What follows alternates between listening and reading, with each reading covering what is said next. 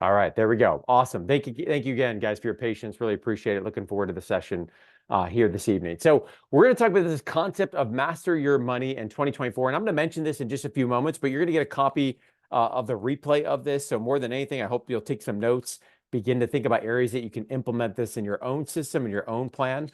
So don't worry, we're going to get you the information afterwards as well. So I'd love you to absorb as much as you possibly can. And again, system is going to be the focus of what we're working on here this evening. So just a little bit of background on myself. I saw many familiar names that were in the chat. So I know some of you we've met already. We've interacted several different times. My name is Tim Ulbrich. I'm the co-founder and CEO of Your Financial Pharmacist that we have not met before. Go Polar Bears, Aaron. Absolutely excited for that. So I graduated in 2008 from Ohio Northern University College of Pharmacy. Grew up in Buffalo, New York. Good night last night for the Buffalo Bills. Did a year of residency at Ohio State after graduating with my PharmD, and then spent about 10 years in an academic role at Northeast Ohio Medical University. I know we've got some NeoMed alum on here as well.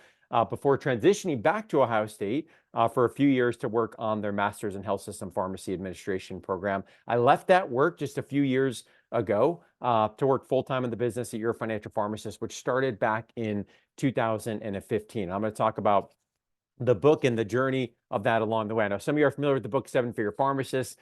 Tim Church and I wrote that book in 2017, really about inspiring a movement around pharmacy professionals, our profession, on this path towards financial wellness. And that's what we've been focused on doing ever since. Now, some of you are wondering, hey, Tim, well, why are you so passionate about personal finance? I'll talk about that and share my story here in a moment for those that aren't familiar. But the work that we do at YFP, at Your Financial Pharmacist, all of it is centered around helping pharmacists achieve financial freedom. And that can look many different things. One of the things I'm going to try to really drive home this evening is that your definition of financial success, your definition of living a rich life, probably can and should look different than mine, right? All of us have a different vision, and it's about us being on our own unique vision and ultimately a destination that we're going to achieve for our own financial plan. What we do at YFP, we have a library of free resources. If you're not already familiar, we've got a blog, we've got a podcast we've been publishing for 7 years. We've got guides and checklists and resources on a variety of different topics, from debt management to home buying to investing, retirement planning, real estate, all types of things that you'll find there. You can check out all of that and learn more at yourfinancialpharmacist.com. Our podcast has now reached over 1.5 million downloads, which is an exciting milestone for those of you that maybe have some more time in the car and having a commute, want to catch up. We publish that weekly on Thursdays. We do offer one-on-one wealth management as well as tax services for both individuals and small businesses. And then something I'm going to mention more this evening, we recently started an online community called YFP Plus that I'm really excited about bringing more people together, like the group that's here this evening, to help one another on their own individual path towards achieving financial freedom. Now, for me and my journey, as I mentioned, I graduated in 2008 from Ohio Northern University. I, like many new pharmacy grads, I suspect we have some new grads that are out here this evening that are watching.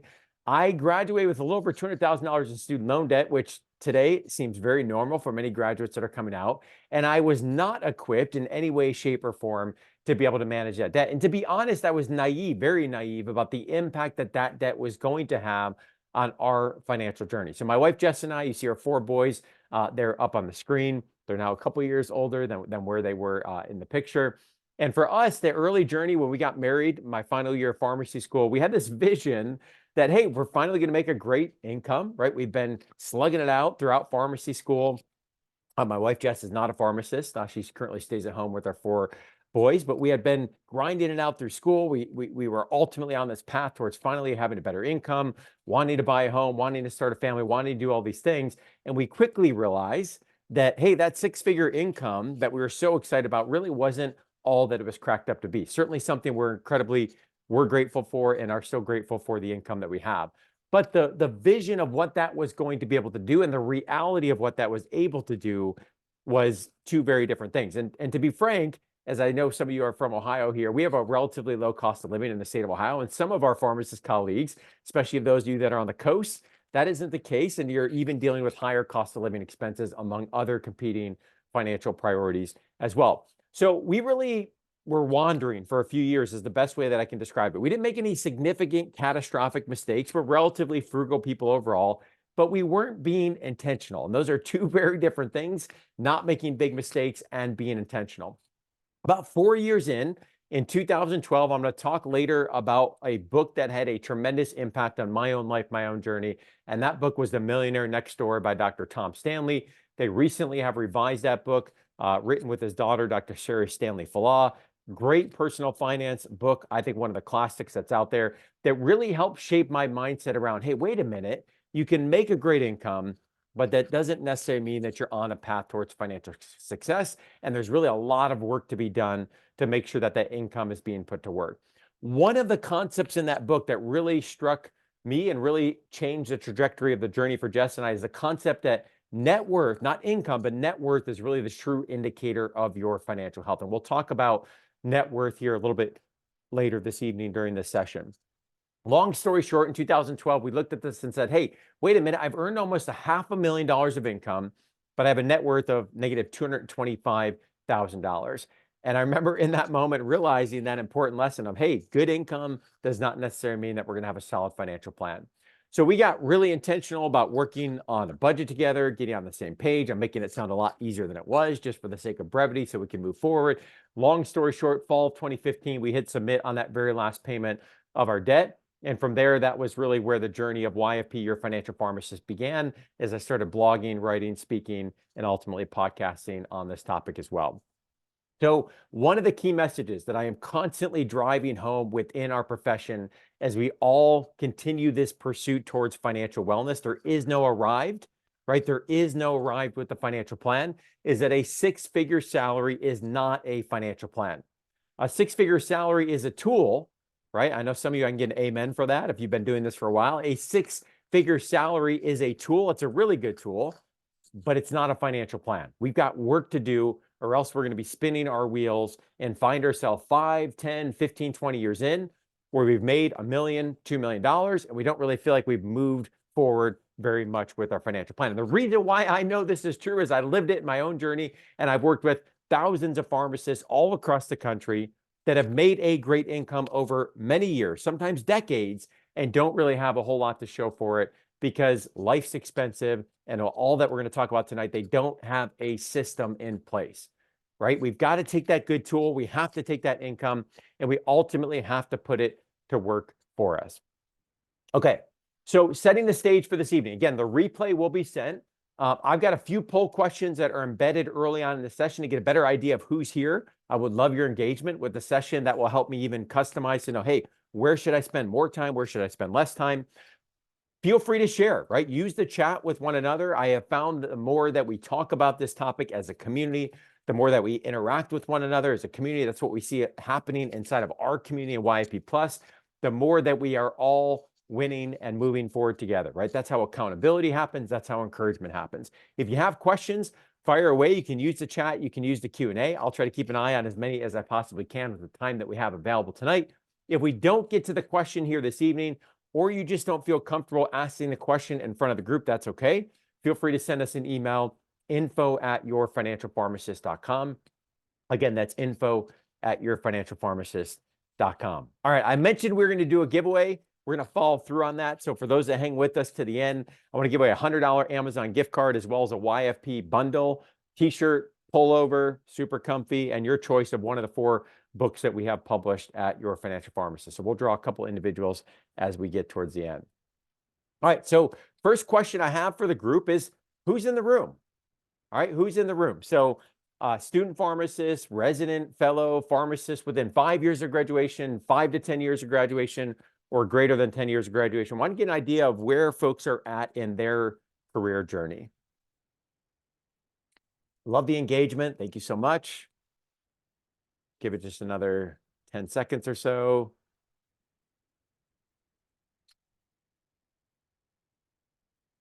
All right, let's see what we got here. We have, all right, about a third that are within 5 years of graduation.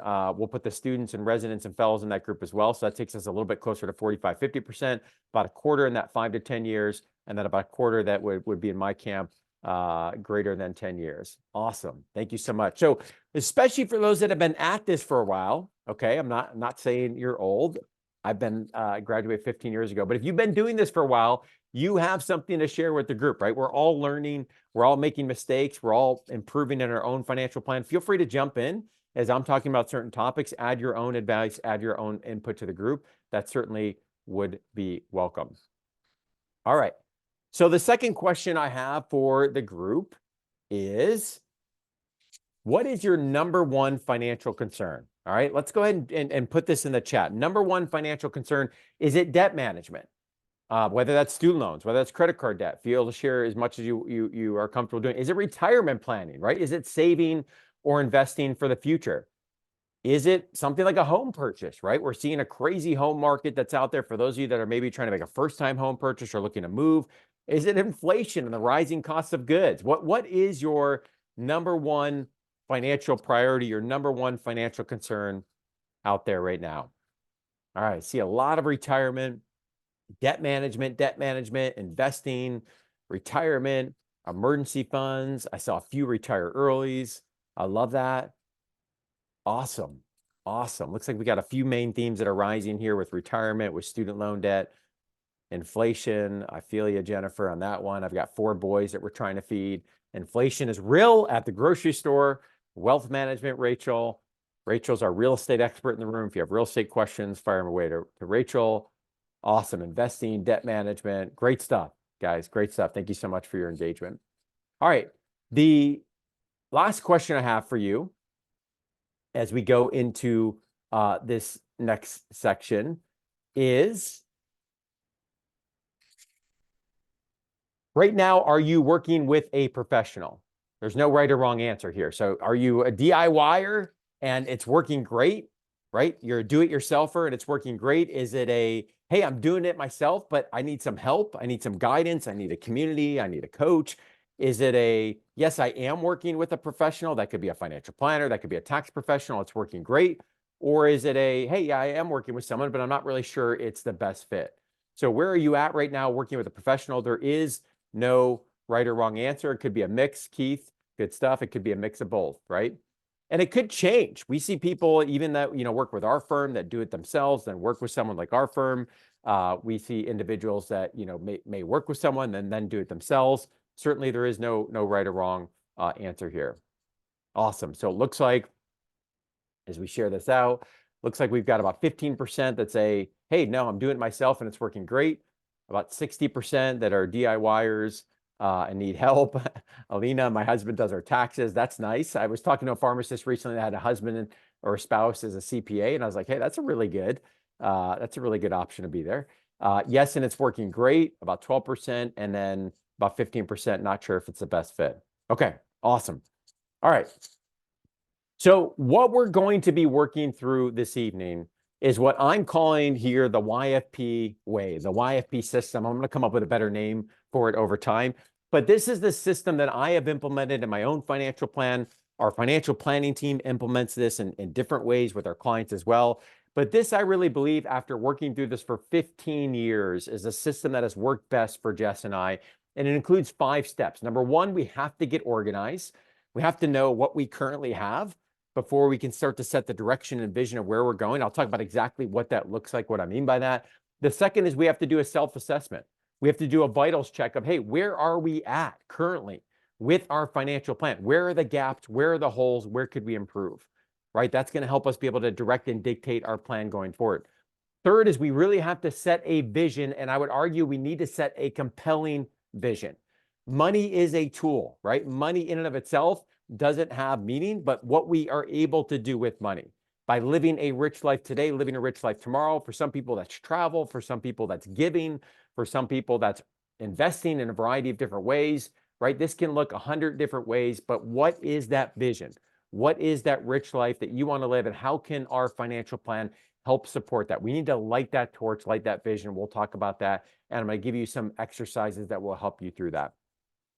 Then we have to really get clear on how much do we have available each month. And I'll talk through kind of a basics of a budgeting process. But really what we're trying to find out here is on any given month, what is the amount? What is the disposable income that we have available that we can then in step 5 automatically move those dollars towards the buckets we've determined. And the system and the vision I want you to have in mind is that you've done these 5 steps and you now have a system that is working for you each month. It's not hard. It's not difficult. It's not fancy spreadsheets. This is fairly easy things that we can do. Often this is hard behavioral work, but a system that we can easily implement that is going to give us not only peace of mind and confidence, but also is going to help us accelerate towards achieving our financial goals. So let's start getting into step 1, which is get organized. Now, what I want you to imagine here is when I talk with pharmacists each and every week, I hear some things over and over again, which are, hey, Tim, I feel like I'm overwhelmed with my debt. That could be student loan debt, that could be credit card debt, that could be a variety of different types of consumer debt or other debt. I feel like I'm overwhelmed with my debt. Another thing I often hear is, hey, Tim, I feel like I'm frustrated by the fact that I make a good income, but I don't feel like I'm progressing financially, right? This nagging feeling like I should be further along than I actually am. That's another common thing I hear. The third common thing I hear is I'm just confused about how to best budget, save, and invest for the future.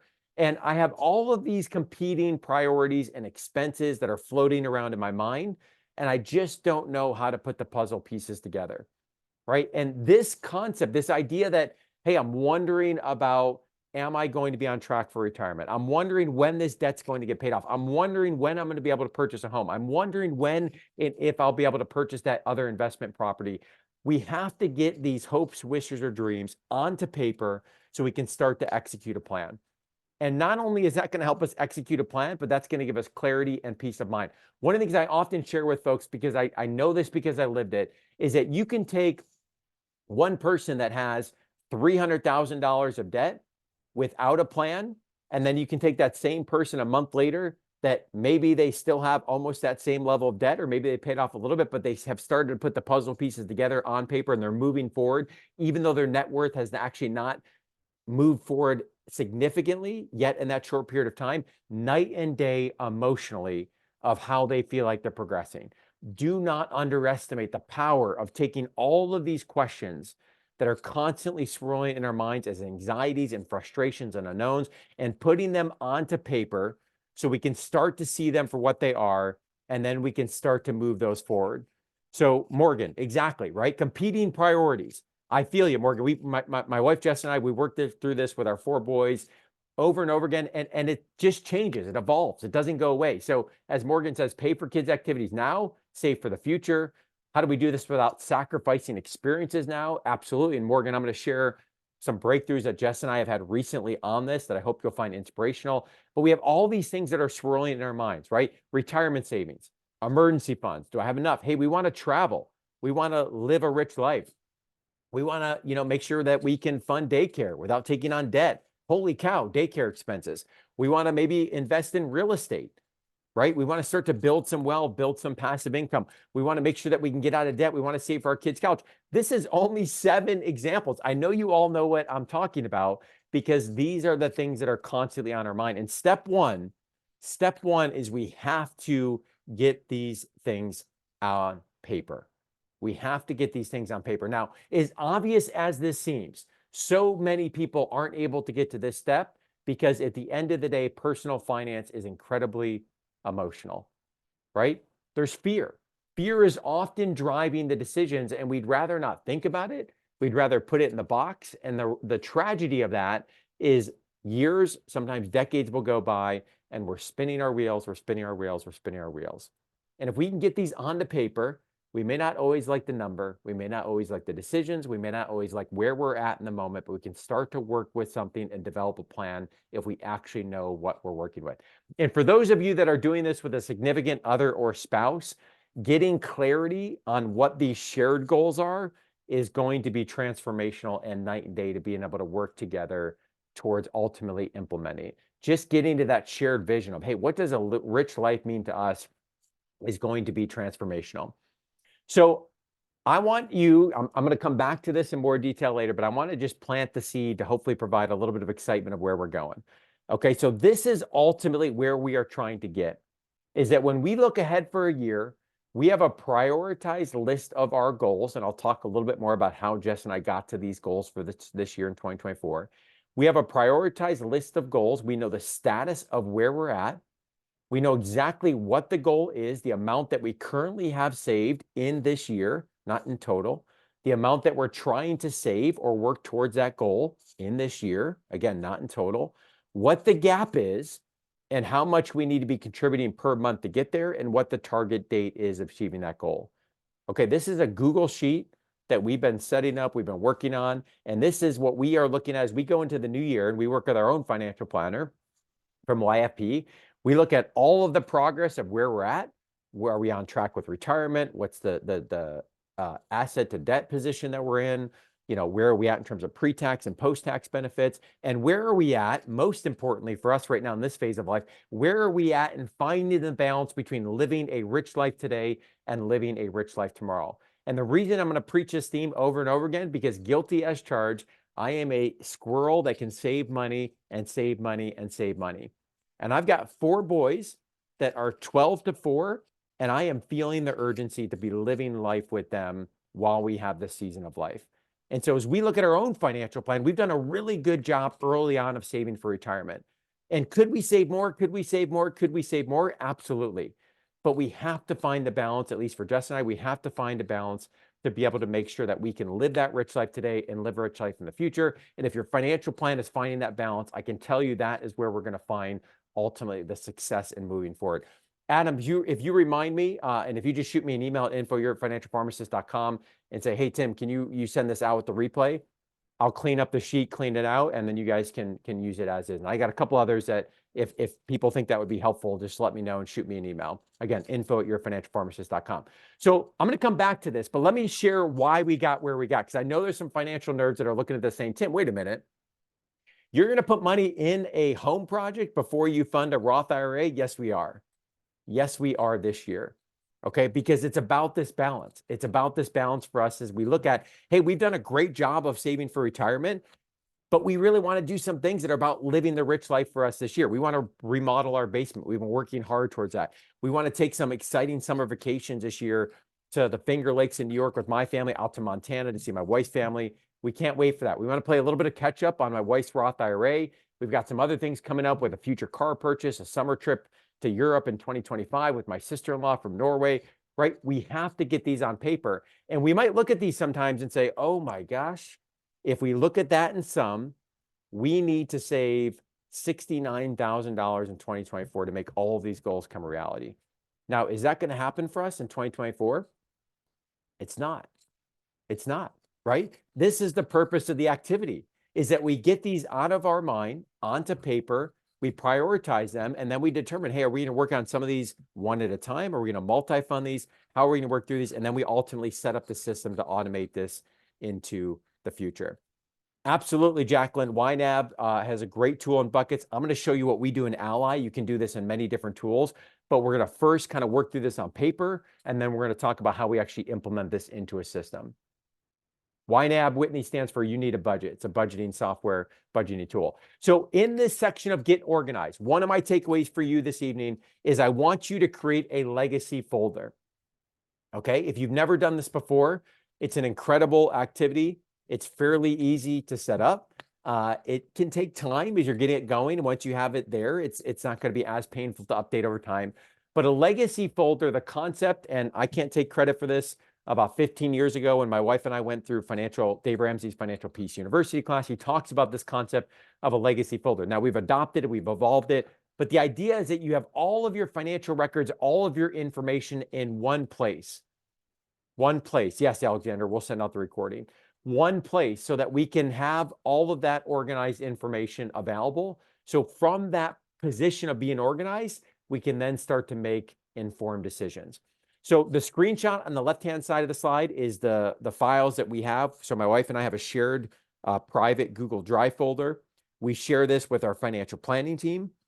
And we also share it with my in-laws, who are the individuals that would have custody of our children in the event of something happening to us. So they need to have all of the information. And I've walked through with them what is each of the folders and what's inside of there. So you see the different folders. You can use this same exact table of contents if you want. You can look, there's templates out there. You can do this for free, but there are tools that you can purchase to gather this information. I don't think you have to make it overly complicated. We have some things that are in a shared drive online, and then we have some things that are stored in the safe at home. Okay, so our estate planning documents that are signed, our passports, our marriage certificate, birth certificates for us and the kids, all that's in a fireproof safe at home. So Section A is legacy letters. Section B is important documents. Again, those are in the safe at home. Section C is all of our insurance policies, auto, home, umbrella, term life, long-term disability. D is our estate documents, like our power of attorney, our wills, etc. Car titles, home title. G is our financial accounts. We'll talk more about this here this evening, but this is a summary of all of our financial accounts. So where do we have savings accounts, investment accounts, brokerage accounts, etc. We have a net worth tracking sheet, which I'm going to show you, and I would encourage you to implement as well. Our social security statements, our tax returns for the last several years, all our business records and information, and then I have a miscellaneous for things like utilities and other things that don't fit there. This step is not only about getting organized, but it's about peace of mind. Okay, peace of mind. And especially, again, for those of you that are working on this with a significant other, spouse, and or have dependents involved, really important that you have this information organized. So legacy letters, Lisa, legacy letters are the concept of something that wouldn't reside in a will. But let's say Jess and I pass away, somewhat morbid, but we pass away in a car accident. I might leave a letter to my son, Sam, a letter to my son, Everett, my letter to my son, Levi, a letter to my son, Bennett. Could be to friends, family, etc. But things that I want to communicate, but might not be within the confines of more traditional estate planning documents, if that makes sense. It can be whatever you want, though. All right.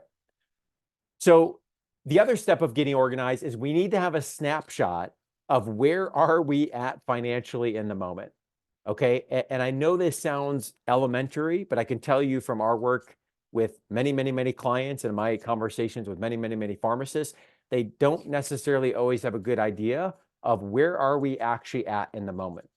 What is our net worth? Where are our assets? What are the accounts? Again, two individuals, do we have transparency? Do we have shared insights if those are shared accounts? And it's not the case for everyone, which is okay. So we use a tool called Right Capital.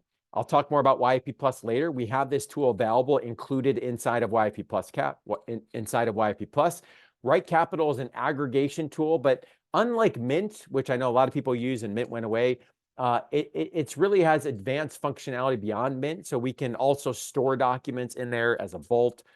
You can share information, we can track net worth, we can look at asset allocation, a lot of different things that we can do, but it's all about having aggregation of information. So before we determine, hey, should I pay off my debt or should I invest? What's the best time to buy a home? Should I get involved in real estate? Should I do X, Y, or Z? We have to be able to know where we're at. What's the balance sheet say? Where are we at net worth before we actually make those decisions going forward? So I hope, as I'll talk later, I hope you'll join us inside of YFP Plus. You can, as a part of doing that, get access to Right Capital. But again, if not, that's okay. You can set up your own systems, and there's certainly many other tools that you can do this as well. So that is step number one. It's all about getting organized. Okay, so you can develop internal systems.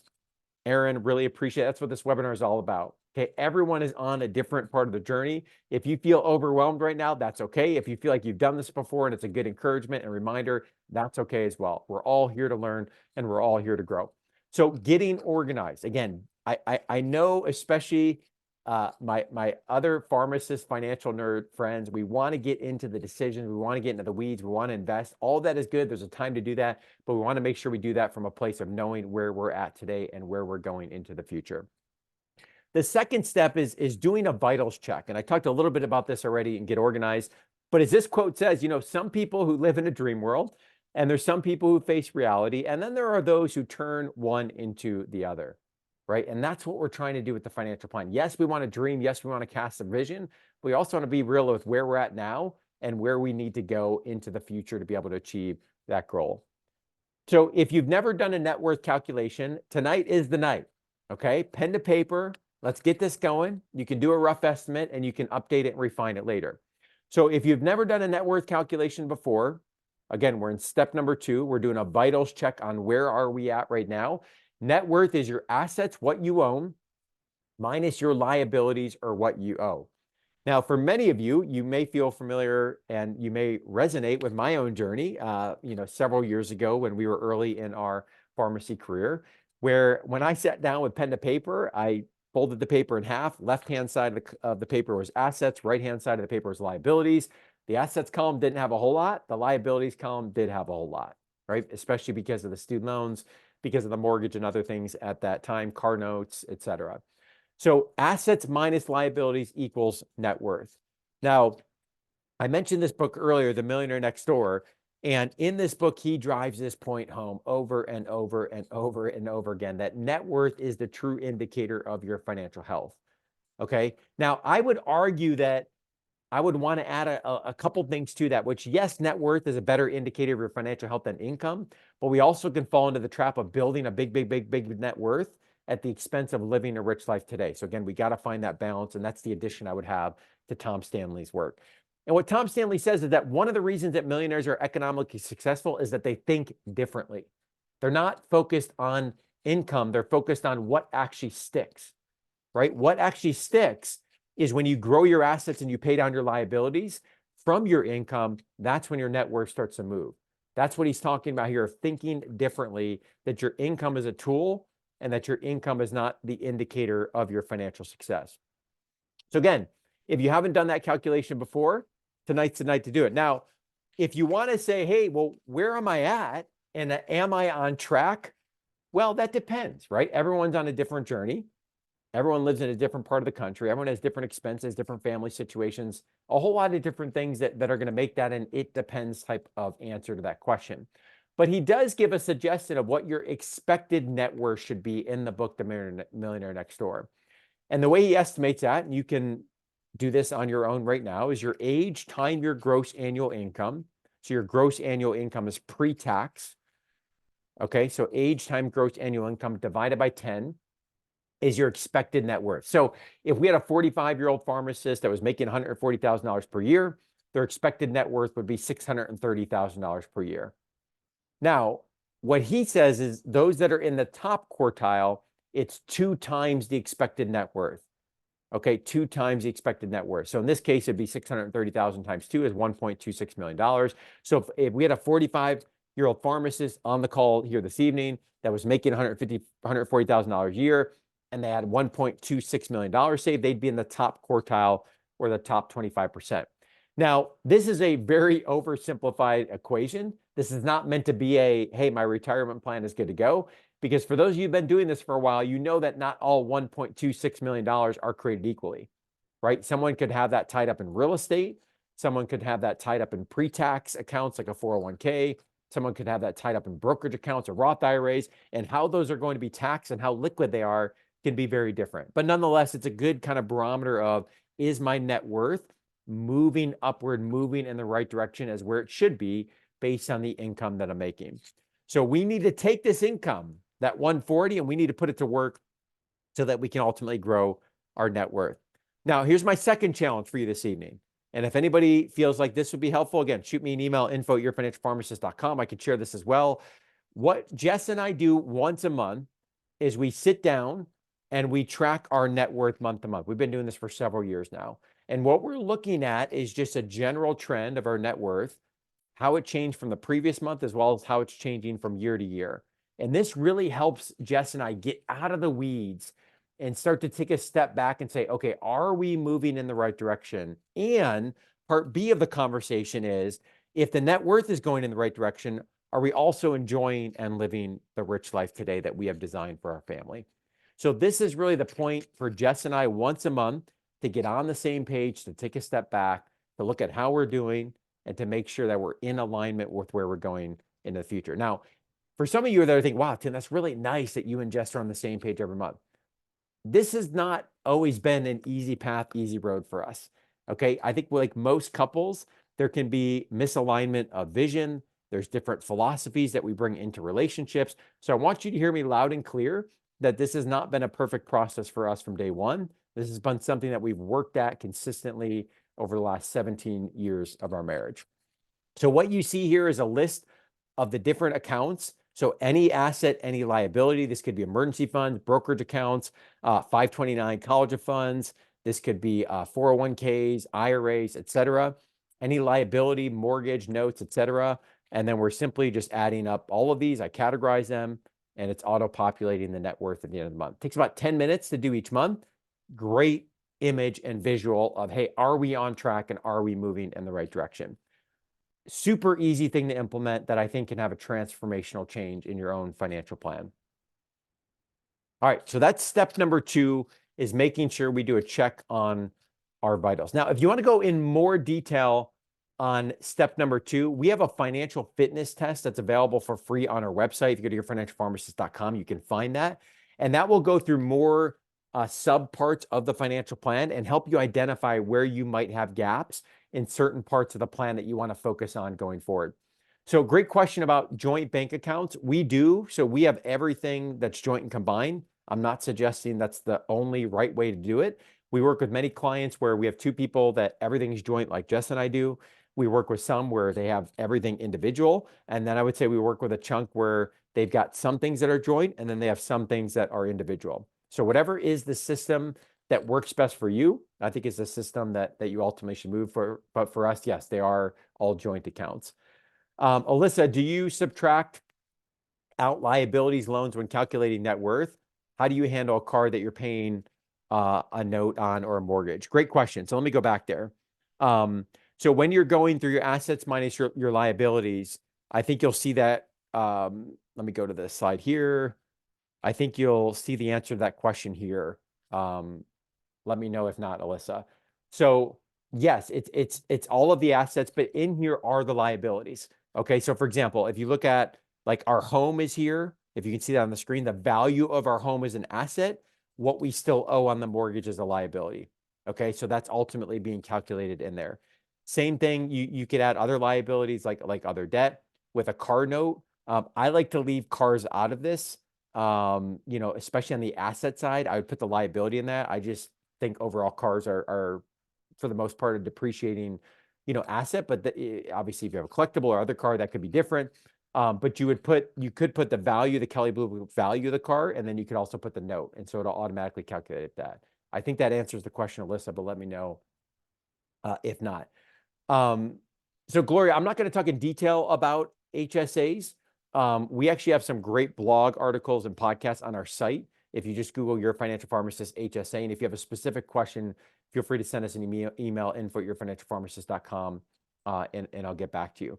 We use Lively for our HSA, not a recommendation, not an endorsement, but it's been a good tool for us to use. You certainly can get one through your employer, but you also have the option to go out and get one on your own as well.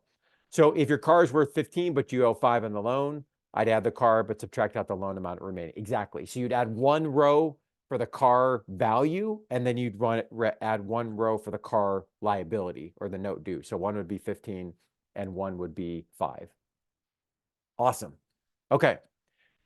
So step number 3 is vision. I think this is my favorite part of the financial plan that gets overlooked so much. We talk about this in our financial planning process with our certified financial planners as script your plan. And this is all about lighting the torch, lighting the torch. So why do we ultimately care about this topic of money to begin with? And is our financial plan in alignment with the vision that we have?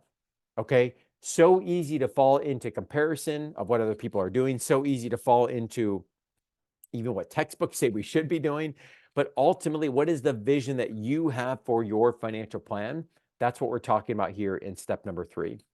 Now, I love this quote from Stephen Covey, is that once you have a clear idea of your priorities, that is your values, capitalize your, underline your, italicize your values, your goals, and you have high leverage activities, you organize around them.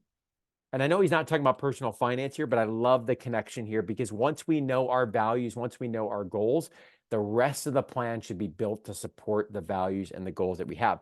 And for those of you that are working with a significant other, spouse, and you're struggling in doing that, I would encourage you that take a step back and try to get some clarity around the vision, around the dream that you want to achieve together. And then you can start to work into the implementation plan. I think sometimes we get into the weeds. That's where the frustration comes out. And really taking that step back to say, hey, what does success look like for us, for our family over the next 1 or 3 or 5 years? So the financial plan, again, just to drive this point home, the financial plan is the engine for living your rich life. Okay. I know that sounds obvious, but stop and think about that for a moment. If we fast forward 30 years and you have $4 or $5 million saved, but we haven't lived a rich life, what's the point, right? What's the point? Unless your rich life is passing down multi-generational wealth, which we certainly can do that as well. But how do we strike this balance between making sure we're clear on the vision that we have for a rich life while also taking care of our future self? Okay.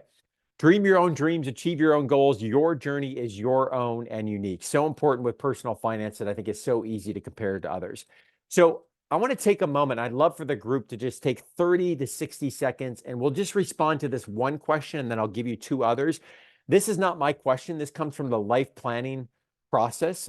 Tim Baker, my partner at YFP, is a certified registered life planner. George Kinder is the grandfather, the father of life planning. And there's a process that we often will walk through to help really get clear on what is this vision that we have for the financial plan. So the question I want you to think about here for a moment is, imagine that you're financially secure, that you have enough money to take care of your needs now and in the future. The question is, how would you live your life? What would you do with the money? Would you change anything? And my challenge here is let yourself go.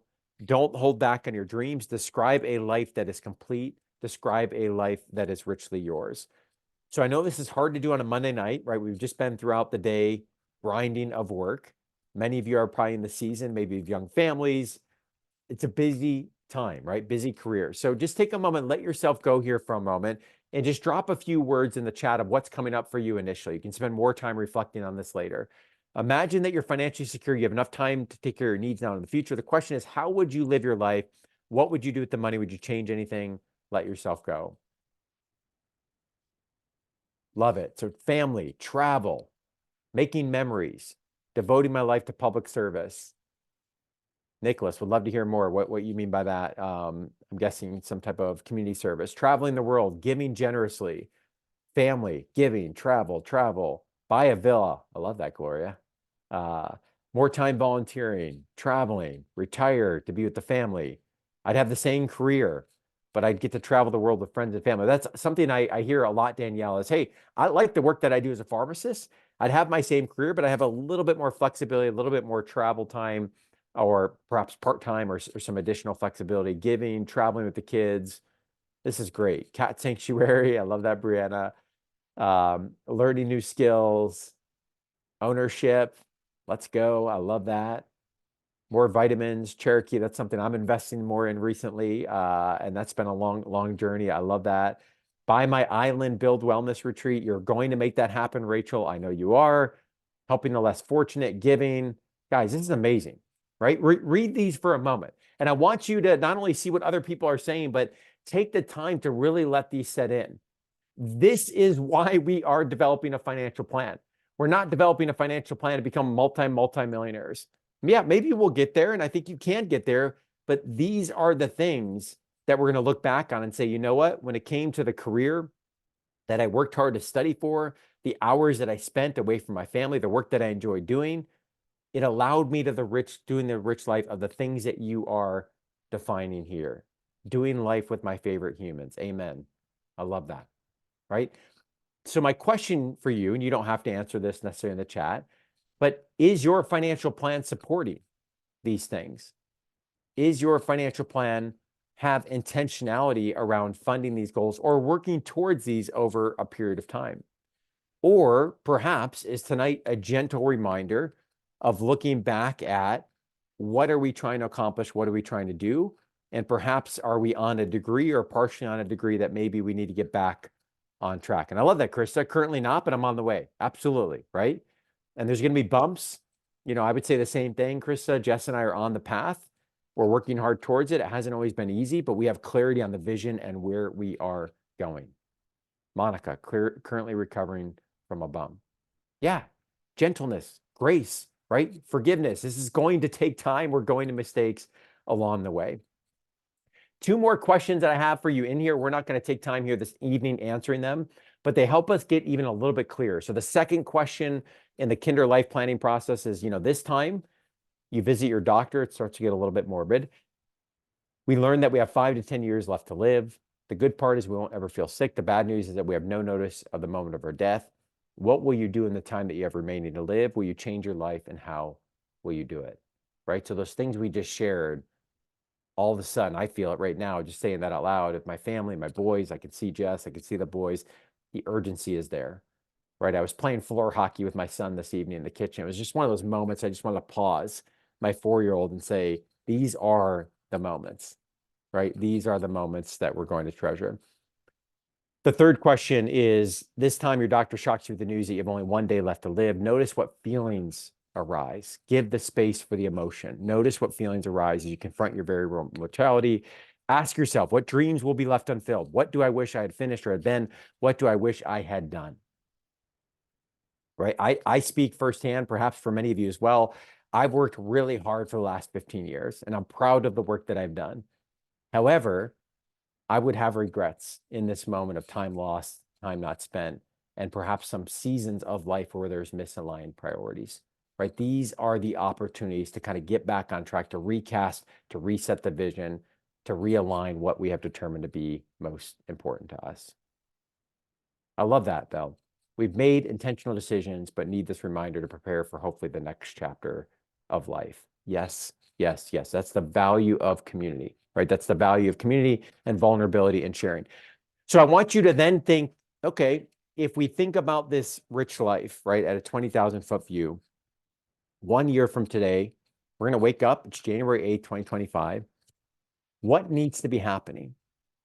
And if you have something that's coming to mind in the moment, throw it in the chat. It's helpful for other people to see that as well. What needs to be happening? And you want to be as specific as you can, that you would say, as a result of that happening, heck yeah, Tim, I'm on the path towards living my rich life. I'm not there, right? We've got work to do, but 1 year from today, right, Brooke, student loan forgiveness and debt-free. I'd be debt-free, right? What needs to be happening 1 year from today that we can ultimately say, hey, we are on the path. We are moving forward. Doesn't mean it's going to be easy. Doesn't mean there's going to be bumps, but we're moving forward towards the vision that we have for our rich life. Clear my debt. Start saving money. Be on the same page as my spouse. Love that. Grow in my investments and reduction in my debt. And if we are working together one-on-one, I'd say, hey, let's get specific. What is the amount of debt we're going to pay off? What is the amount we want to move forward with our investing or savings? What does it look like to get on the same page or the vision with our spouse? What do we need to do to get there? Buy a house as an investment, George. Great. Love it. This is great. Yes. Reduced by 25,000, Alyssa. Love the specificity of that. $30,000, Rochelle, towards retirement. I love that. So I just want to give you some examples. As Jess and I are working through this in our own financial plan, I told you I was going to kind of bring you behind the scenes of what we're doing, and you're going to see the playbook of what we've been doing. So for us, by July 1st, we're going to have saved $15,000 to fund the basement remodel. So we've already saved 10. We've been working hard at that. That's going to give us 25. We're going to finish that project, and we're itching to have that space with our boys to really enjoy that as a space together as a family of 6, but also to be able to host more of our family and our friends and others within there. Our second one is by December 31st of next year, we'll have saved $6,000 toward a summer 2025 trip to Norway. I mentioned before, my sister-in-law's from Norway. She's offered to give us a personal trip once we get there, if we can get out there. Great experience for our boys before they become moody teenagers, right? I want to enjoy this time that we have. And then finally, for us, we want to max out our HSA. And we've got more than 3 goals, but just showing you here 3 this evening. We want to max out our HSA $8,300 in 2024 to be prepared for orthodontic work that we know is coming up with our boys and any unexpected family medical emergency. I think I jinxed myself because as I speak, my wife is at the urgent care with my oldest son who split his lip playing in the basement with the boys this evening. So this felt like it was prophetic that we needed to have more money in our HSA to be able to accomplish that. For boys, injuries are going to happen. We better be prepared financially. We also have, as a small business employer, high deductible health plan, so we got to be ready for these expenses that are coming up.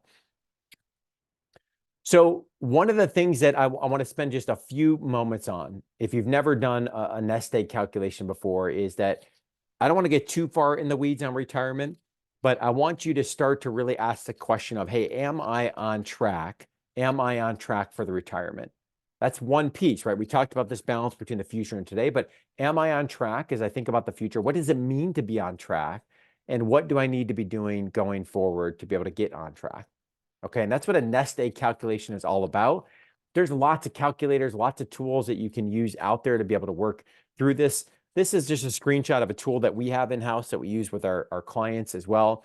And what we're trying to do and ascertain is, hey, what is your current age today? What's the target retirement age? We can move these variables as we go on into the future.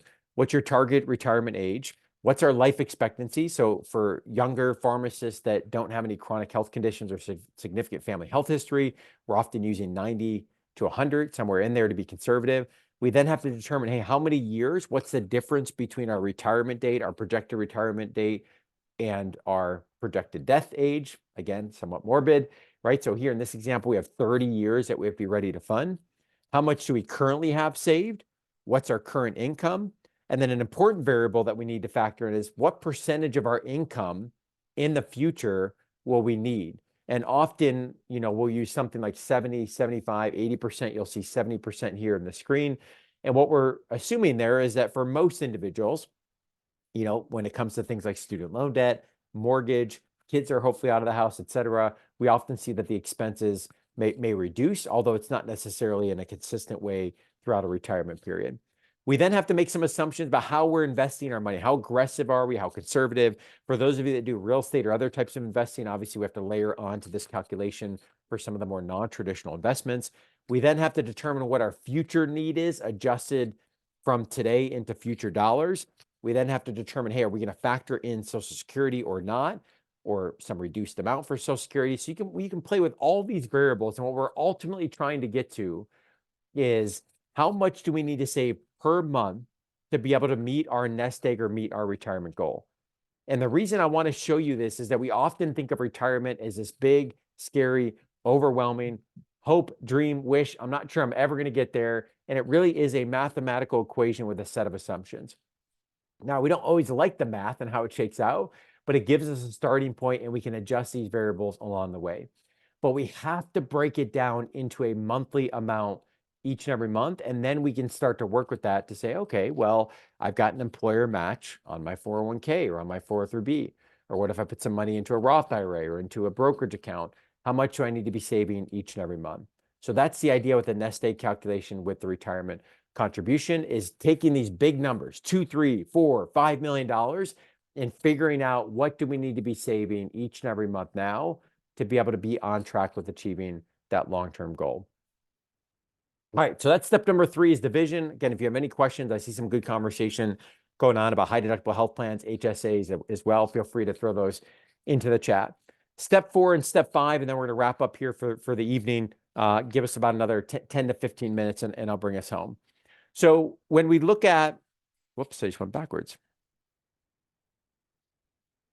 So one of the things we have to determine, and if you go to yourfinancialpharmacist.com/budget, you can download this Excel template if you want to get a copy of that.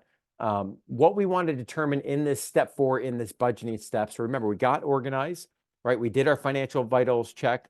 We ultimately determined what is the vision of where we're trying to go. And now we're trying to figure out, okay, what funds do we have available to be able to achieve the goals that we've set are most important? So what we're starting to do is really put this into implementation, right? This is now going to become the implementation step of bringing our goals into reality.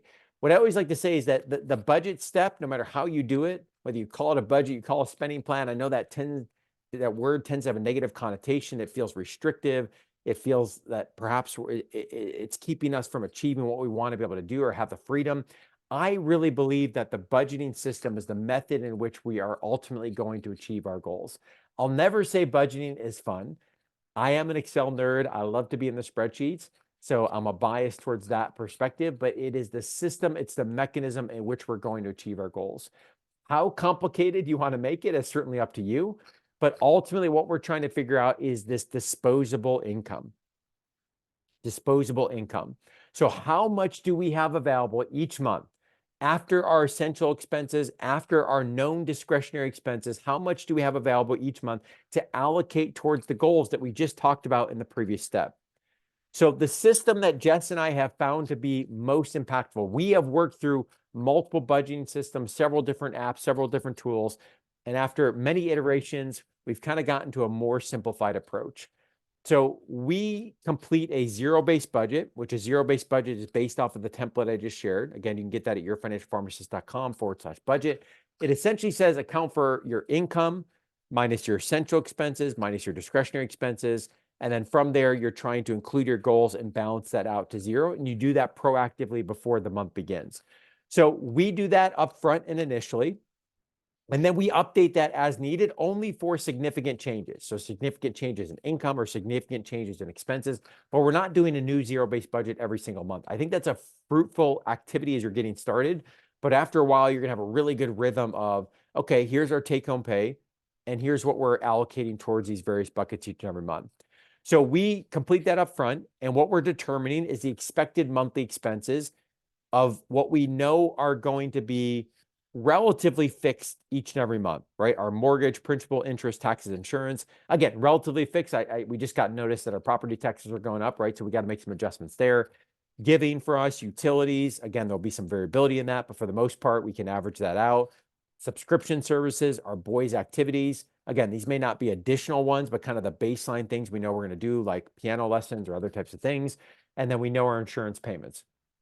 Term life, long-term disability, umbrella policies, homeowners, et cetera. So we subtract the above number, so the addition of all these, from our expected take-home pay. Okay, so let's assume that our take-home pay is $7,000 a month. We add this up and we come up with it's $4,000 a month.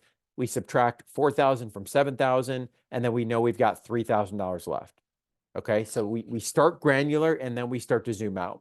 We then take that remaining amount, that $3,000 a month, and we divide it into two general buckets. One that we call other/discretionary. I'll talk about that here in a moment. And then the second one is for specific goals, right? The goals that we just talked about, the vacations, the home projects, the extra things that we want to achieve that we're excited and motivated about for our vision. So for us, and again, this can look different for you, but for us, the other discretionary expenses are the things that we know are variable and are going to move from one month to the next. So we include in here things like, hey, if we decide to go out to eat as a family, which we don't do too often, with just the 6 of us and the cost of doing that, but we'll do that occasionally here or there. Or we stop out, we do Saturday morning donut runs with our boys. So things like that would be in there. Gas for the cars, miscellaneous trips to see family, et cetera. We allocate a certain amount per month that we know, hey, this is our number for other/discretionary. And we know that this is just a number we don't have to overspend. So rather than tracking every single expense throughout the month, which you certainly can do as you're getting it started, we know what we're accounting for. This is the biggest chunk of our budget, would be the essential. We set a number for the other discretionary. We track that, and then we have a portion that we allocate towards our goals. So Morgan, no, we don't necessarily split it 50-50. It depends on kind of what we're doing in any given year. So for example, Jess and I looked at this year, and we kind of know that for us, this number is somewhere about $3,000 per month. That we know that, hey, it's restrictive enough that we're going to stay focused on our goals, but it's also going to allow us to kind of loosen up and have some of those family experiences and other things. But it's not inclusive of the bigger goals that we're trying to achieve for the family vision. So for Monica, for the spending, do you use cash or we put it on a card? So we put everything on a credit card that just does cash back, and then we pay that off each and every month. So our system revolves around paying that off that credit card on the cycle.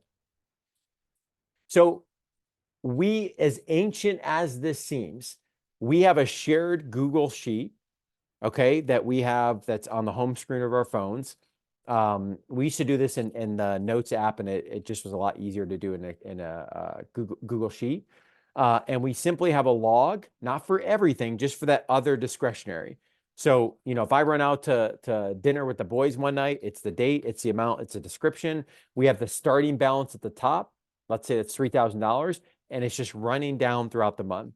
And so we have shared visibility into this. This is not about just being restrictive on my spending or vice versa. This is about us executing on the plan we've already decided on together. And if we need to adjust, we sit down, we talk about it, we make an adjustment. Okay, so this is our tracking system to know that we're not overspending that other category, and therefore we can do what we're going to do in step 5, which is automate the rest of our goals.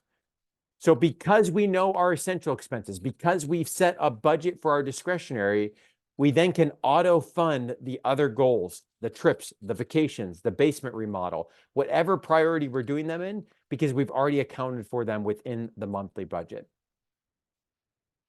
Okay, so Peyton, great idea. My spouse and I do something similar. Love it, right? So pretty easy. I think the hardest thing is getting on the same page. Once you're on the same page, it's really just a matter about implementing and executing on that.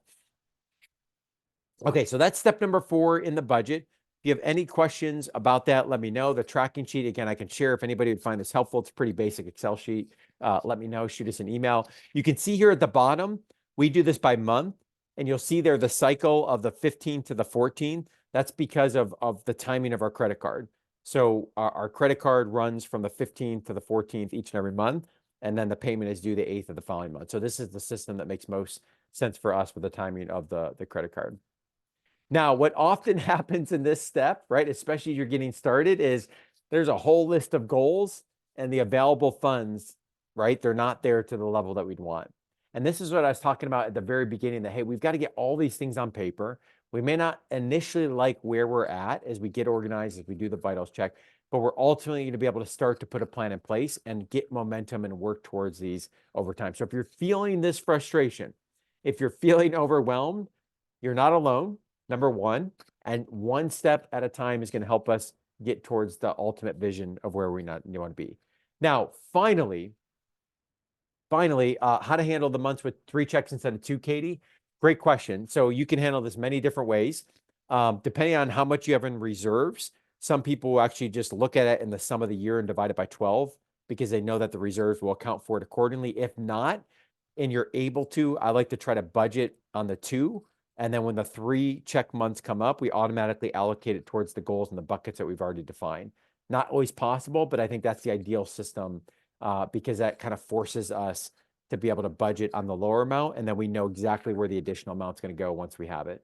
The reason I like that is whether it's extra paychecks, whether it's a tax refund, although hopefully if we're doing our taxes right, we get a 0 balance, whether it's a bonus or a raise. Once we've done the hard work of everything we talked about tonight, we know exactly where to put those dollars. And that is an amazing feeling. And that's what this step 5 is all about, is putting this all together and automating it so the system is working for you. Now, Ramit Sethi says in the book, I Will Teach You to Be Rich, that automating your money is the single most profitable system that you ever build.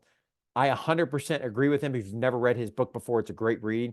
He talks about automation and many other principles. I think he just explains them really, really well.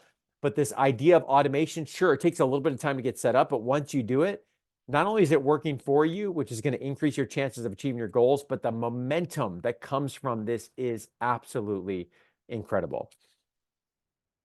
So what do we mean by automation? Okay, so the idea is, remember, in step 4, we determine our disposable income, right? We determine what amount we have because we know our essential expenses, we know our discretionary expenses, or we're going to budget for that. And now we've determined how much we have available per month to put to work towards the goals. Now, as we get started, for some of you, especially if you're in a negative position or you have credit card debt, you might find out that you're in a negative available capital, and we got some work to do to clean this up. For some of you, you may say, hey, I've got $3,000 a month worth of goals, and I've only got $200 a month to allocate, right? Again, baby step. We got to start somewhere.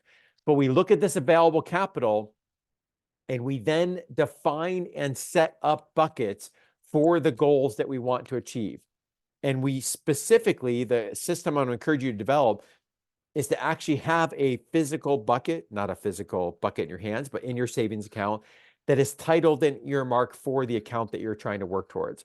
Now, if it's a retirement account, like a Roth IRA, or it's something like a 529 investment account, we don't want that money sitting in a savings account. We want that money going directly into the account so it can start to invest and grow and compound over time.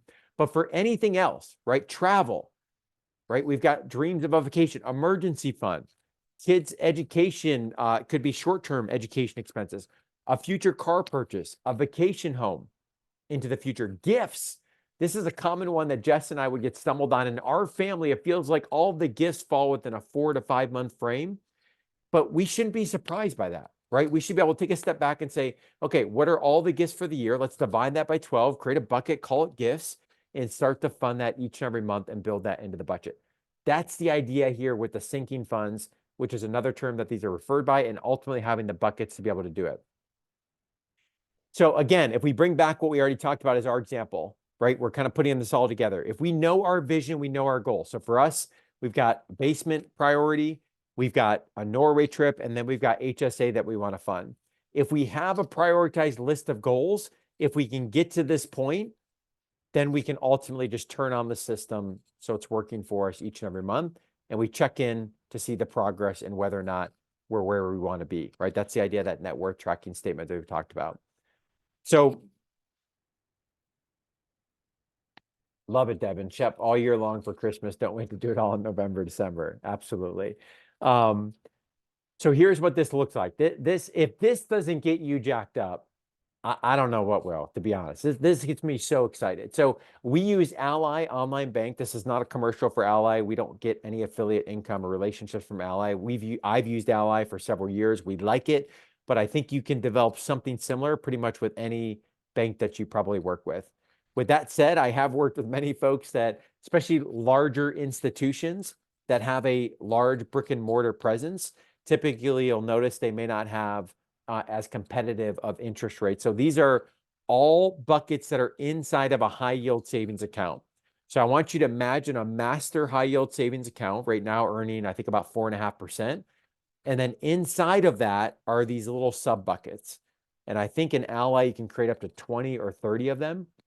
So we have a bucket for our Norway trip. We have a bucket for our Montana trip this summer. We have a bucket for our bookshelves in our homeschool room. We have a bucket for the basement, a bucket for our property taxes, because we know that's coming twice a year. We have a bucket for homeschool expenses, gifts, insurance, vehicles. You can see the list that's there, right? This is the execution and implementation of the vision of the goals that we set. That's why all this system and all the work we talked about in step 1 through 4 comes together. And this then is the metric, the barometer of, hey, are we funding? Where's the plan to fund the goal, right? That's one of the things our financial planning team will often say, we've got this goal. We love the excitement. Where's the plan for it, right? This is the mechanism in which we're trying to achieve it. Do you use Ally for all your savings for each goal, such that you put all of your savings into one account and then withdraw various amounts from the same account to fund those goals? Yes, Jessica. I didn't used to do that. We used to have actually separate savings accounts before they had the buckets, but this is one high yield savings account. And then we can pull and move in between them or move these from a savings into a checking. So for example, let's say that we're actually going to go on that Norway trip. Okay. We buy the plane tickets for $5,000. We put them on the credit card because we're going to get 2% cash back on the card. When that credit card comes due, I would move $5,000 from the Vacation Norway bucket into our checking account. So from the savings to the checking, and it's from that checking account where the credit card gets paid off. So while we're saving for that money, it's going to earn interest right along the way at that 4.5%. Does Amex high yield savings account allow the creation of buckets? I'm not sure, Krista, to be honest. I've never used the Amex account. And Ayana, yes, this is a screenshot of our Ally account. So I've just blanked out the balances, but this is exactly what it looks like on our end. So I get into the dashboard. I see the interest checking. I see the high yield savings. I click into the high yield savings, and these are the buckets that are created within the high yield savings, right? So if we kind of go back to this full circle, if we come back here to our steps, right? We have to be able to be organized, know our progress, know our vision, understand our disposable income to be able to have the system working for us. Now, one step further, which again, if this doesn't get you excited, I don't know what does. One step further is that these are automatically allocating every month. Okay, so I know I get paid on the 1st and the 15th each month. We know when our credit card bill is due. We know which ones we're funding. We know which ones are not being funded at any given time. So we automatically turn these on about 3 days after the direct deposit comes in because we've already accounted for it in that step 4 in the budget. So all of a sudden you get paid and you know your goals are being funded because you've done the hard work in steps 1 through 4. Whitney, how can you set this up inside your high yield savings account? Like, what is the terminology to ask the bank on how to set this up? I use Truist. Not sure exactly within Truist. I haven't used it before, but it's probably called some type of savings buckets. Sub accounts might be another term that they use. Feel free to show them a screenshot of this.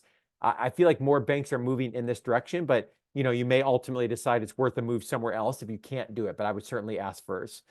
Monica lets you have visual buckets versus individual savings account. That's exactly what I thought, Monica. We used to have separate accounts, and the visual nature of this and how you see the goal tracker. I love that, right? Just to see the visual of where we're at. Awesome. Okay. So the journey of 1,000 miles begins with one step, right? So I want to kind of wrap up here, because I think for many of you, you may be feeling like, Tim, this is awesome, but this is overwhelming. I get it, right? It's one step. Jess and I have been working on this for 17 years. It's not perfect. We've made our mistakes along the way. It's our system I'm proud of. We refined over time, but it's worked incredibly well for us to get out of $200,000 of debt and to build the wealth that we built over a period of time. It's allowed us to find that balance between living a rich life today, planning for the future. We haven't done it perfectly. You can kind of see some of the adjustments we're making right now, but it's happened from one step at a time. And through those steps, we've learned, we've evolved, and again, we've made mistakes along the way. And just to be vulnerable here for a moment, for those of you that think, hey, Tim's kind of figured this out, I have made a significant number of mistakes, especially early on in my journey. Number one, I paid way more student loan debt than I had to. I could have pursued public service loan forgiveness. I didn't even know what that was back in 2009, 10, and 11. If not PSLF, I could have pursued a refinance when rates were lower at that time. I didn't know that was an option. Because of that, we got the debt paid off, but we paid way more than we had to. And that meant we didn't put as much in other goals that we could have been funding. We bought a home too early, to be frank. We weren't ready, right? We looked at our rent. We looked at the mortgage. We said, hey, they're about equal. Well, we didn't think about property taxes. We didn't think about homeowners insurance. We didn't think about, funding the maintenance of the house, the furnishing, et cetera. And it was a great move for our family long-term, but we probably did it about 1 year too early. We delayed the purchase of term life insurance. I had a point where I had one young child at home, one income. My wife is at home, but we didn't have term life insurance. It's a huge mistake for how inexpensive term life insurance is for the coverage that it provides. We had young children where we didn't have our estate planning documents in place, right? That's a big mistake, something that is so important to not only the legacy folder, but also to the protection part of the plan. Early on, I cashed out a small one of Jess's pre-tax retirement accounts, didn't understand the tax treatment or the efficiency. How's that for vulnerability, right? This is something that I teach every day. At that time, 15 years ago, I didn't know that. I didn't know the tax treatment on that. We paid a substantial tax bill. We bought a car we had no business buying. This is just a handful of the mistakes that we made. This is part of the financial plan, part of the journey. We all learn and grow along the way. So this is why I am so excited to be introducing YFP Plus. For those of you that are already familiar, you probably have seen me talking about this online on social media. We've offered one-on-one financial planning and tax planning for years, and certainly that is an incredible asset and value for those that really want that one-on-one support. But we understand that for many people, they just may not be at that level yet or ready to engage in that. And YFP Plus is all about a community of pharmacists coming together to support one another, engage with one another, learn from one another, and ultimately increase our financial IQ and our accountability. So inside of YFP Plus, which is an online platform in a community, we have exclusive on-demand courses. We have weekly live events. We have access to the financial planning team. The courses you see here, we have a course on student loan repayment A to Z. We've got a course that we're building on financial fitness. We're getting ready to launch some subgroups on real estate, on entrepreneurship, on financial independence, retire early. I am loving the energy that is coming in this group. And when we look at the value that it provides and what we're able to do in terms of serving the community at large, I think this community may be of interest to many of you that are attending here this evening. So inside of YFP Plus, we've got exclusive on-demand courses. We've got live events that I mentioned we're doing weekly right now, access to the 5 financial planners on our team, as well as our CPA that come into the community to contribute, to help answer questions and provide education, accountability and community, which I think is really the hallmark and the cornerstone. And as Corey shared with me on Friday, I've known Corey for several years. We had him on the podcast several years ago. He said, hey, I've really enjoyed the experience. There's something incredible about surrounding yourself with others on the path. And I'm feeling that tonight in this group. Right? When we know we're not alone, I felt that early in my journey. When we know we're not alone, we know we're in a community, we can really start to work together and work towards doing that. So we are launching YFP Plus right now. We've been beta testing this for 2 months, and we have, I think, just over 100 people in that community right now that have been beta testing that. We're rolling it out. You're the first group to hear about it here this evening. You can scan the QR code to get started. For the next 10 days, so to the end of next week, we're going to be offering this promotional period, which is a 30-day free trial into the YFP Plus community. If you cancel before the 30 days, there's no commitment beyond that. I hope you'll stay. I think you'll find value in it, but I want you to feel good about making that decision. After the 30-day trial, it's $19.99 a month, which I'm biased, but Netflix premium subscription just went up to $19.99 a month. And again, I love my Netflix, but I think when we look at the value of living a rich life, living out our financial plan, I would argue the ROI of this is much, much higher. So 30-day free trial, you can scan the QR code. I would love to see you in the platform and community. Once you get inside of there, introduce yourself, jump into the courses. We've got an event we'll be doing this Friday. Next Friday, we're doing our Ask YFP CFP session. It's a great community, and I can't wait to get more of you inside of that community. Again, we'll be sharing the slides. I'm going to do the giveaway right now, and would love to hang around for a few minutes if folks have questions after that. But I know for some of you, it's getting late, and we want to get on our way as well. So in terms of a giveaway here this evening, let me get up my screen. So many screens. All right, guys, give me 1 second here. Getting organized.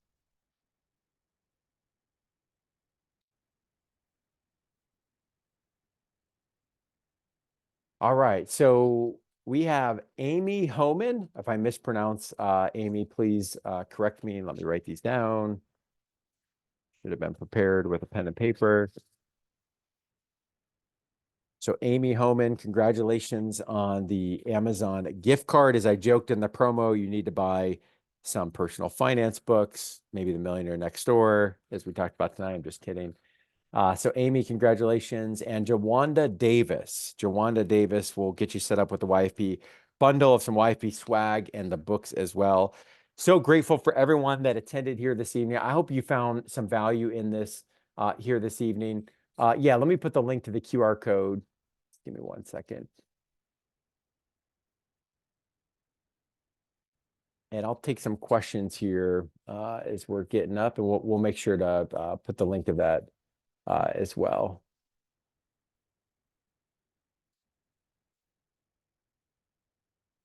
Just give me 1 second.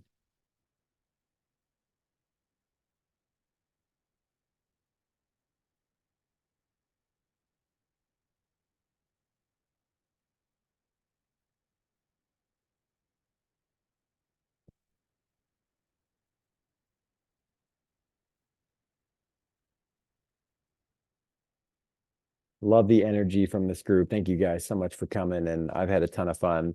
All right, let me get the link here for those that are.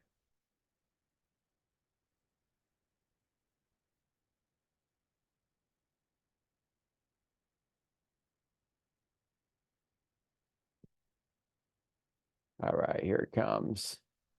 So again, this is going to be good for the next 10 days. We're going to close down that community so we can really focus on some of the content inside of there. Would love to see the group in there. Let me see. I think I saw a couple hands raised. I'd be happy to take. Let me see if I can find those hands. So Kaylin, you should be allowed to talk if you want, or feel free to chat your question if that's easier. I just asked you to unmute if you still have your question.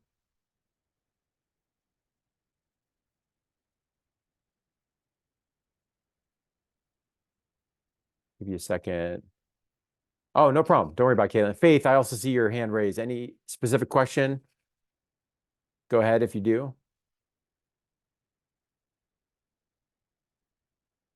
Give you a second, Faith, if you have something specific. And then Jolie, I see you as well with your hand raised. I just unmuted or asked you to unmute. If you have a question, feel free. Again, use the chat as well. Hi, Tim. Can you hear me? I can. Go ahead. First off, thank you so much for taking the time to spend this evening with us. I really appreciate the presentation. Absolutely. I am actually graduating this May, and I had a question on your thoughts on deferring loans for 1 year for new graduates. Yeah, are you going into residency or fellowship, or what's the situation? I'm going into fellowship. I haven't gotten back like the official start date yet or anything like that, but I'm pretty sure that's the route I'm going to take. Okay. Yeah, it really does depend on kind of one's, situation in terms of, typically we work with a lot of fellows. I'm actually going to Rutgers on Thursday to do a session with their fellows. And what we typically see there is, hey, limited income, high cost of living area. Mhm. So there's just sometimes isn't a whole lot of margin, right? So if that's the case and there's truly no ability to make payments, that's what deferment is there for. Generally speaking, not individual advice, but generally speaking, I recommend people avoid deferment if they all possibly can. And the reason is especially under the new SAVE plan that came out, but with the income-driven repayment plans, your federal loans, private is a whole separate animal, but your federal loans are going to be calculated a monthly payment based on your income. And knowing your Okay. income's been low and will be low during fellowship, often that can be a very low and sometimes $0 monthly payment. And under the new SAVE plan, as long as you're making the minimum payment, your balance won't accrue greater because often the interest might grow faster than the principal.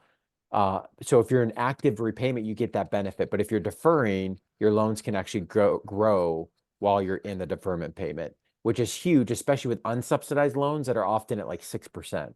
Does that make sense? Okay. So the income-based payments are the way to go, pretty much. Generally, Yeah. yeah. And the new SAVE Okay. plan that came out, again, I'm hesitant to say like you should do this because everyone's Mhm. tax situation and things are different. But with the new SAVE plan and some of the benefits they have there, with what I just shared, that the balance won't grow because of interest as long as you're making minimum monthly payments, that's Mhm. making the income-driven repayment plans that much more valuable. And for those, while it won't apply to you, because you're doing fellowship and you'll likely be in for-profit work, for those that end up pursuing public service loan forgiveness, it's even that much more advantageous to do income-driven repayment. Okay. All right. Yeah, Thank you so much. great question. All right, a couple more I got here. What are your thoughts on balancing a growing family and a home purchase? It seems very difficult to manage both financially without sacrificing retirement saving. Yeah, absolutely. Great question, right? I wish there was a good answer to that. I think it's really getting clear on what's the rent situation, or if there is a rent situation, how cumbersome is that? What are the anticipated family expenses? Where are we at on track with retirement? I think it's the first question. We actually find in some cases pharmacists have saved more than their nest egg calculation would say they need. And sometimes it's just seeing those numbers that allow us to create some more margin. And then trying to find, obviously, if there's other areas that we can look at focusing on cutting. So yeah, that's the hard work, right? That needs to be done, but it's a great question, and I can appreciate it. Thoughts on balancing a growing oh, we just did that one. Um, on the calculating disposable income spreadsheet, Lisa, what did sinking investment fund? So sinking fund, the idea of that would be, and my apologies, I brushed right by that. So the concept of a sinking fund is to take something that's a non-monthly payment and convert it into a monthly payment and fund it over a period of time. So for example, like we pay our car insurance once a year, right? We pay our homeowners insurance once a year. We have our vacation once a year. So we know we can project what that will be, divide it by 12. Gifts is another one. I give an example, divide it by 12, create a bucket for that, also known as a sinking fund, and then be able to contribute to that each month and build that into the budget so that when that comes due, right, when the car insurance policy payment comes due, when the homeowner's insurance or the property taxes or the gifts or the vacation or whatever goal we've been accruing each and every month. So we convert non-monthly expenses into monthly. That's the concept of a sinking fund. Mir, I appreciate the shout out. I hope you're doing well. Haven't seen you in a while. Hope you and the family are doing well. All right. So Amy, I'm just looking at a couple more that we can do here before we hop off. So list of books that you discussed in the chat. Yeah. So the two I think I mentioned were The Millionaire, put them in the chat right next door by Tom Stanley. And then I Will Teach You to Be Rich by Ramit Sethi. I think those are the two I mentioned. Yeah, I think those are, can't remember any other. Kurt, do you invest your retirement 401k in a target fund or other strategy? Great question, Kurt. So I don't personally use a target date fund. I know for a lot of people it's a strategy that makes sense. For me, generally speaking, and the option that I have seen and have available to me, target date funds tend to be a little bit too conservative. Again, in my opinion, not investment advice, tend to have a little bit higher expense ratios and fees. So I like the idea of the automation, the allocation, the rebalancing, but for me personally, I don't invest in target date funds. Monica, what about paying off a house versus investing? 2% on 15-year fix. So again, Monica, not advice, but 2% is about as good as you're going to get, especially in today's interest rate market. So at that interest rate, I'm looking at other opportunities and taking that debt as long as I can. Again, not advice, right? If somebody says, hey, I really want to be debt free, I have an aversion to debt, whatever would be the case, certainly, but 2% is pretty low debt. So I have a 30-year mortgage at 3%. I'm going to take that out as long as I can so I can focus on other growth opportunities that can out earn 3%. Great stuff. I think I hit most of them. So again, really appreciate everyone being here this evening. I hope we'll see you inside of the YFP Plus community. If you have a question we didn't get to or that I missed in the comment section, again, shoot us an email, info@yourfinancialpharmacist.com. You can also ask that inside of the community if you join us for that 30-day trial. I put the link in. Let me grab it one more time, Monica. It's gotten lost in the chat here. No worries. It's got lost, which is a good problem. So I think you should see it there. Awesome. Yeah, glad you capitalized on the 2020 rates. That's good stuff. So great. Thank you guys so much. Have a good evening and wishing you the best on the journey ahead. All right. Take care.